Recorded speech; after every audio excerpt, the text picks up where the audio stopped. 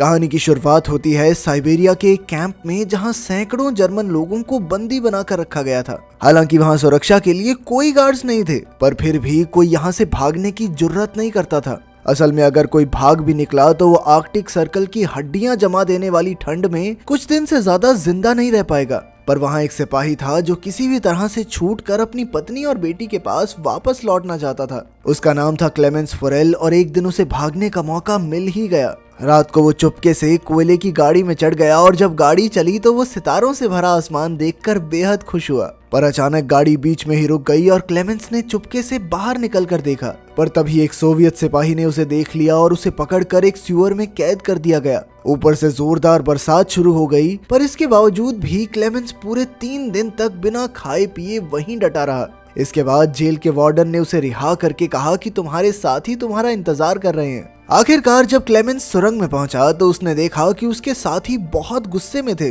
और वो हाथों में हथियार लिए उसका इंतजार कर रहे थे। असल में क्लेमेंस के भागने की वजह से उन सभी को 3 दिन तक भूखा रखा गया था। तभी अचानक उन्होंने क्लेमेंस पर हमला कर दिया और उसे कुत्तों की तरह पीटा। बुरी तरह जख्मी होने की वजह से उसे कैंप के डॉक्टर के पास ले जाया गया। वो डॉक्टर भी यहाँ बंदी था और वो क्लेमेंस की भागने की हिम्मत देखकर काफी प्रभावित हुआ। तब क्लेमेंस ने डॉक्टर से मदद मांगते हुए कहा कि वो एक बार फिर से यहाँ से भागना चाहता है। डॉक्टर ने उसे समझाया कि आर्कटिक सर्कल से भागना नामुमकिन है। आज तक जिसने भी भागने की कोशिश की वो सभी मारे गए। पर डॉक्टर ने उसे एक राज बताया कि जो लोग यहाँ से भागेंगे नहीं वो भी अंत में मारे ही जाएंगे। असल में वहाँ मौजूद सारे कैदी रोज लेड नाम की मेटल की खानों में खुदाई करते हैं और लेड धीरे धीरे हवा से उनके शरीर में जा रही है, जिस वजह से आज नहीं तो कल उन सबका मरना तय है। इसीलिए डॉक्टर ने उसे सलाह दी कि उसे भागकर अपनी किस्मत आजमा ही लेनी चाहिए। फिर डॉक्टर ने अपने सारे गर्म कपड़े और जूते निकाले और क्लेमेंस को बताया कि रेलवे लाइंस पर जगह जगह पर खाना छुपा कर रखा गया है।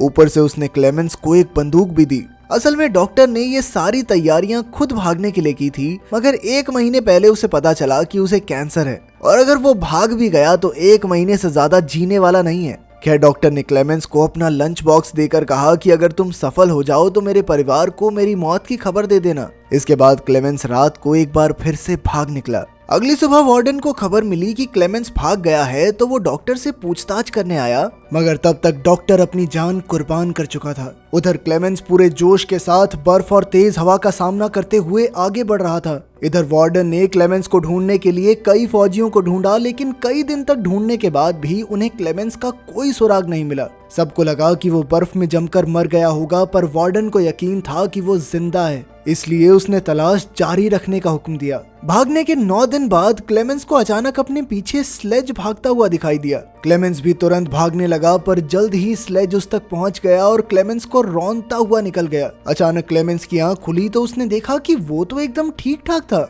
असल में ये पूरी घटना उसके मन का वहम थी। उसके चारों ओर सफेद बर्फ की चादर थी और खाना भी खत्म हो चुका था। उसका दिल डूबने लगा और उसने भगवान से कोई चमत्कार करने को कहा, पर आर्कटिक सर्कल में दूर दूर तक बर्फ के सिवा और कुछ नहीं था। अब उसके पास कोई चारा नहीं था, इसीलिए वो कुछ दिन तक जैसे तैसे आगे बढ़ता रहा। आखिरकार उसके शरीर ने जवाब दे दिया और वो भूख की वजह से बेहोश हो गया। कुछ समय बाद उसकी आंख खुली और उसने एक अजीब सी आवाज सुनी। तभी उसकी नजर एक सील पर पड़ी और उसकी आंखें चमक उठी। उसने तुरंत अपनी बंदूक निकाली और कांपते हाथों से सील पर गोलियां चला दी, पर बदकिस्मती से उसका एक भी निशाना नहीं लगा। सील भागने लगी तो क्लेमेंस उसके पीछे दौड़ा, पर अचानक वो बर्फीले पानी में घुस गई। खैर उसने ज्यादा न सोचते हुए एक गोली चलाई और आखिरकार सील को मारने में कामयाब रहा। खाना खाने के बाद उसने अपने पैरों पर पट्टियां बांध ली ताकि ठंड से उसे थोड़ी राहत मिले। थोड़े आराम के बाद क्लेमेंस फिर से अपने सफर पर निकल पड़ा। अपने अकेलेपन और इतने लंबे सफर में उसका दिमागी संतुलन आसानी से बिगड़ सकता था,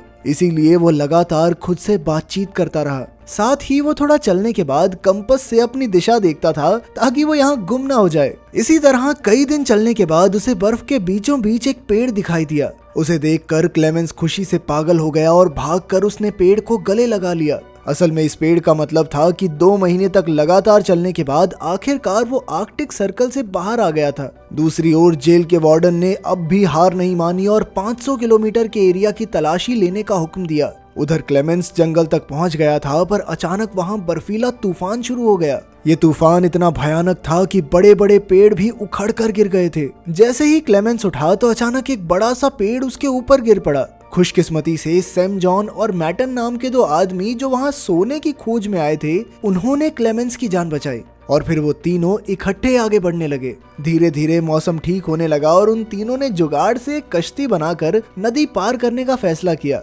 तीनों ने एक दूसरे को अपने जीवन की कहानियां सुनाई, पर कुछ ही देर में नदी का बहाव बहुत ज्यादा तेज हो गया, जिससे क्लेमेंस और मैटन कश्ती को संभाल नहीं पाए। अचानक सैम जॉन का बैलेंस बिगड़ा और वो नदी में गिर पड़ा। सैम जॉन डूबने ही वाला था कि क्लेमेंस ने अपनी जान की परवाह ना करते हुए तुरंत नदी में डुबकी लगा दी। काफी मुश्किलों के बाद वो सैम जॉन को किनारे तक ले ही आया। उधर मैटन उन्हें बीच में ही छोड़कर अकेला ही आगे बढ़ गया। जब वो अपनी झोपड़ी में पहुंचा तो उसने सोचा कि सैम जॉन तो नदी में मर ही गया होगा, इसीलिए उसने सैम जॉन का सोना और बाकी कीमती चीजें चुरा ली। लेकिन फिर कुछ ही पलों में सैम जॉन और क्लेमेंस भी वहां आ पहुंचे। मैटन के धोखे से सैम जॉन को बहुत गुस्सा आया, इसीलिए उसने गोली चलाकर मैटन की जान ले ली। इसके बाद सैम जॉन और क्लेमेंस ने अपना सामान बांधा और एक बार फिर से सफर पर निकल पड़े। खैर, जल्द ही सर्दी का मौसम शुरू हो गया और आगे बढ़ना और भी मुश्किल। तब क्लेमेंस ने सैम जॉन का बैग लेकर उसका बोझ कम करने की कोशिश की, मगर सैम जॉन को लगा कि क्लेमेंस उसका सोना चुराना चाहता है, इसलिए उसने अपने बैग से क्लेमेंस पर हमला कर दिया। इस वजह से क्लेमेंस बेहोश हो गया और जब उसकी आंख खुली तो उसने देखा कि भेड़ियों का एक झुंड दौड़ता हुआ उसकी तरफ आ रहा था। क्लेमेंस तुरंत एक पेड़ पर चढ़ने लगा, पर भूखे भेड़िए उसकी पैंट से उसे नीचे खींच रहे थे। बहुत कोशिशों के बाद वो छोटा सा पेड़ ही नीचे गिर गया और अब क्लेमेंस की मौत उसके सामने खड़ी थी। तभी अचानक गोलियां चलने की जोरदार आवाज आई, जिसमें सभी भेड़िए मारे गए। असल में इस इलाके के चरवाहों ने क्लेमेंस की जान बचाई थी। वो क्लेमेंस को उठाकर अपने गांव में ले गए, जहां कई चरवाहों ने उसका इलाज किया। उनकी मदद से क्लेमेंस का शरीर जल्द ही एकदम ठीक हो गया और इतने समय बाद लोगों से मिलने पर उसे बहुत खुशी हो रही थी। कई चरवाहों से उसकी दोस्ती हो गई, पर जल्द ही जेल के वार्डन का भेजा हुआ नोटिस वहां भी पहुंच गया, जिसके मुताबिक जो भी क्लेमेंस को पनाह देगा वो जान से हाथ धो बैठेगा। इसलिए मजबूरन क्लेमेंस को वहां से निकलना पड़ा। जाने से पहले चरवाहों ने उसे काफी सारा खाना और एक शिकारी कुत्ता तोहफे में दिया। अब घर लौटने के इस सफर में उसका एक साथी भी था, इसीलिए क्लेमेंस को अकेला महसूस नहीं हुआ।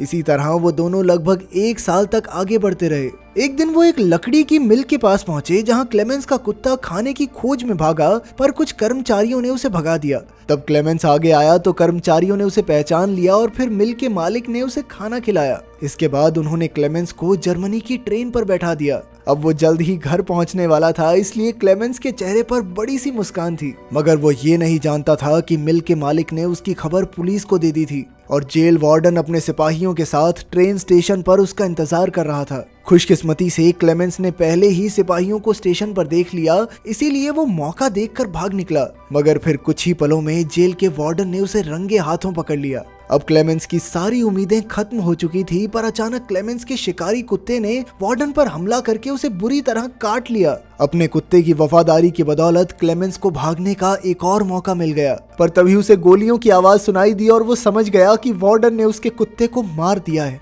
मगर क्लेमेंस उसकी मौत का शोक भी नहीं मना पाया और लगातार भागता रहा। मौका देखकर वो एक पुल पर चढ़ा और नीचे से गुजर रही ट्रेन पर कूद गया। आज एक बार फिर से वो बाल बाल बच निकला था। इसके बाद वो लगातार अपने रास्ते पर आगे बढ़ता रहा। इसी तरह काफी समय बीता और साल 1952 आ गया, जब क्लेमेंस के पास ना तो पैसे की फूटी कौड़ी थी और ना ही खाने को दाना। वो एक मेले में घूम रहा था, जहां उसकी नजर लजीज खाने पर पड़ी, मगर दुकानदार ने उसे धुतकार कर भगा दिया। चलते चलते वो पैनकेक्स के ठेले पर आया, जहां 2 लड़कियों ने उसका स्वागत किया, मगर उसके पास पैसे नहीं थे, इसीलिए वो खुद ही निराश होकर आगे बढ़ गया। मगर एक नेक दिल लड़की को उस पर तरस आ गया और उसने पैनकेक का एक टुकड़ा तोड़कर एक बच्चे के हाथ क्लेमेंस को दिया। पहले तो क्लेमेंस हिचकिचाया, पर फिर उसने पैनकेक लेकर खा ही लिया। खैर, तभी एक यहूदी आदमी ने सब कुछ देख लिया।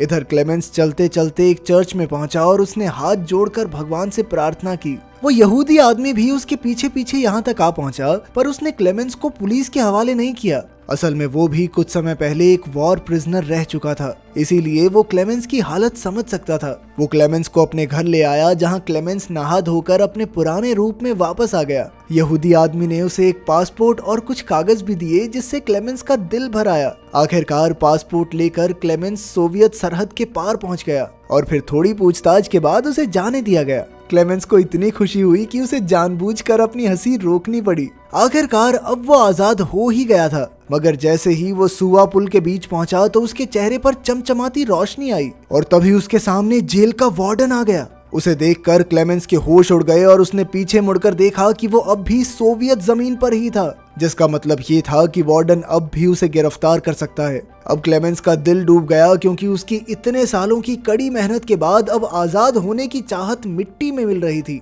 पर अचानक उसने देखा कि वार्डन उसके रास्ते से हट गया। क्लेमेंस को अपनी आंखों पर विश्वास नहीं हुआ, मगर वो धीरे धीरे आगे बढ़ा। असल में क्लेमेंस की जिंदा रहने की चाह और 7 साल का दर्दनाक सफर तय करके यहाँ तक पहुँचने के जज्बे ने वार्डन का दिल जीत लिया था। इसीलिए वार्डन ने क्लेमेंस को जाने दिया, मगर एक फौजी होने के नाते वो जीत गया था, क्योंकि आज अगर वो चाहता तो क्लेमेंस को गिरफ्तार करके उसका खेल खत्म कर सकता था। आखिरकार क्लेमेंस सरहद पार करके अपने घर पहुंच गया, जहां उसकी पत्नी और बेटी चर्च के लिए निकल रहे थे। क्लेमेंस भी उनके पीछे पीछे गया और चर्च में उसकी बेटी ने उसे पहचान लिया और फिर वो दौड़कर अपने पिता से लिपट गई। आपके हिसाब से वार्डन ने सही किया या उसने अपने देश से गद्दारी की? कमेंट्स में जरूर बताना। मिलते हैं अगली वीडियो में।